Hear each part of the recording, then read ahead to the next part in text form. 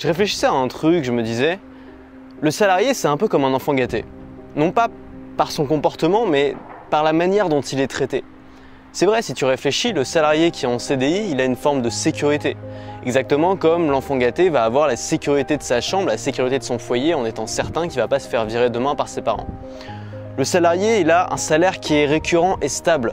Peu importe ses performances, il sait qu'à la fin du mois, il va toucher son salaire et va pouvoir bouffer le mois suivant. Exactement comme un enfant gâté va continuer à recevoir des jouets, va continuer à recevoir des cadeaux, peu importe son comportement, même s'il ne les mérite pas expressément.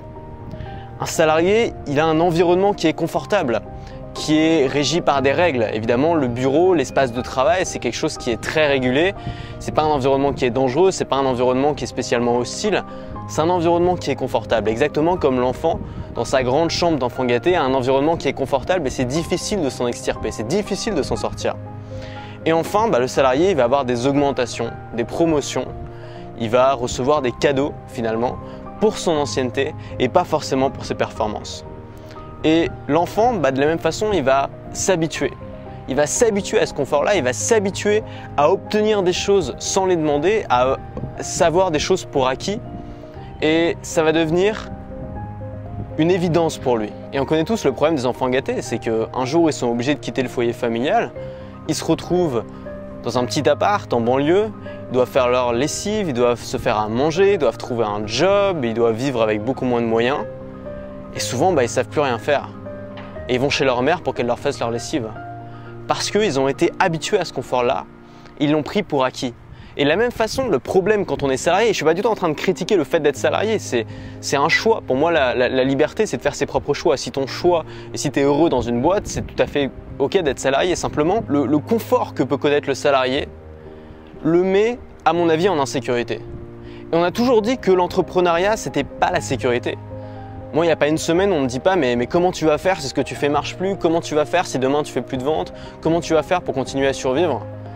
Et moi, je réponds toujours à la même chose, c'est j'ai confiance en mes capacités à rebondir. Le fait d'avoir cette expérience d'entrepreneur, cette expérience de création et de vente de produits, cette expérience de développer une audience pendant plus d'1 an et demi, m'a donné confiance en ma capacité à rebondir et à m'en sortir dans tous les cas. Et finalement, un salarié, il ne peut pas avoir cette confiance parce qu'un salarié, son salaire, sa vie dépend d'un employeur. Sa vie dépend d'une autre entreprise. Finalement, sa sécurité dépend d'un facteur externe. Et la différence entre le salarié et l'entrepreneur, c'est que l'entrepreneur, il a peut-être moins de sécurité à court terme. Peut-être que le mois prochain, il va faire beaucoup moins d'argent, il va galérer et ça va être difficile. Mais sa sécurité, elle vient de lui-même. Sa sécurité, c'est lui qui l'a créée. Sa sécurité, elle est à l'intérieur. Puisque, on le voit aujourd'hui dans la société, c'est de plus en plus difficile d'être salarié. Avec l'ubérisation, avec la transformation de la main-d'œuvre salariée en main-d'œuvre prestataire, il y a de plus en plus de gens qui perdent leur emploi, il y a de plus en plus de difficultés, il y a de plus en plus de chômage. Et finalement, les gens qui sont au chômage, qu'est-ce qu'ils font? Ils cherchent un autre emploi, quelqu'un qui va pouvoir leur proposer de travailler en échange d'argent. Et ils ne se posent pas forcément la question comment je pourrais directement moi gagner de l'argent. Comment je pourrais vendre quelque chose? Autrement dit, comment je pourrais être entrepreneur? Quand tu es un entrepreneur, tu n'es peut-être pas un enfant gâté. Tu n'as peut-être pas eu tous ces droits, tout ce confort qui t'a habitué à prendre ça pour acquis. Mais du coup, peut-être que tu as appris à te débrouiller toi-même. Peut-être que tu as appris à faire avec moins. Peut-être que tu as appris à vivre dans l'insécurité du mois prochain. Peut-être que tu as appris à accepter les difficultés que tu rencontres.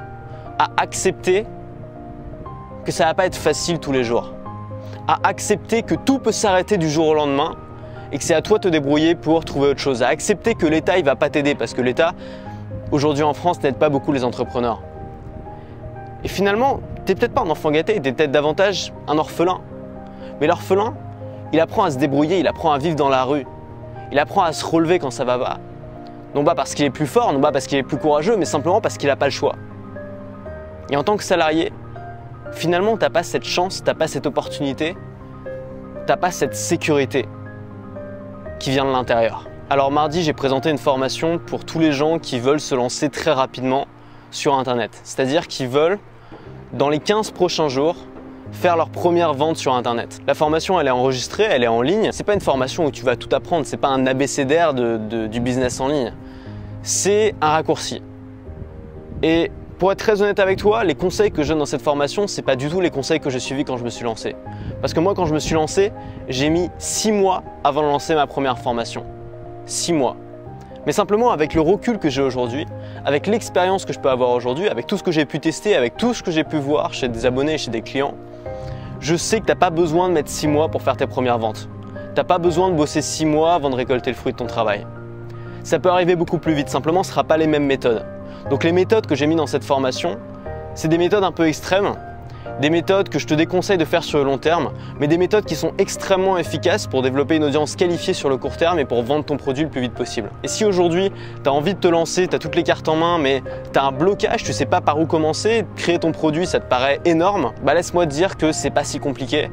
Et dans cette formation, c'est une liste d'étapes en fait à suivre au fur et à mesure avec moi pour y arriver au bout de 15 jours. Donc si ça t'intéresse, la formation elle est toujours disponible, elle sera supprimée dimanche, donc profites-en avant dimanche. Il suffit de cliquer sur la fiche, tu vas arriver sur une autre vidéo YouTube qui te présente la formation et ensuite sur cette vidéo YouTube tu pourras la commander si ça t'intéresse. Voilà, donc quoi qu'il arrive, retiens une chose, c'est que la sécurité elle n'est pas forcément là où on nous la montre.